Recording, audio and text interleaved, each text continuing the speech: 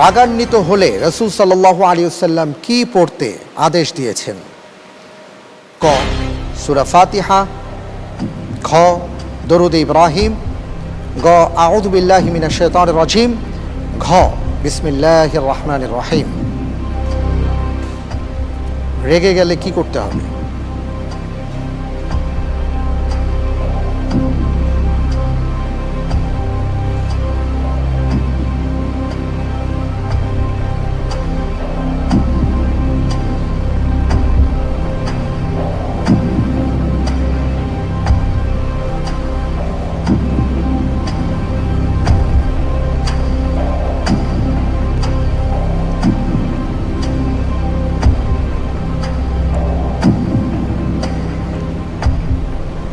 সময় ফুরিয়ে যাচ্ছে, খুব দ্রুত সিদ্ধান্ত নিতে হবে বাইজিদ।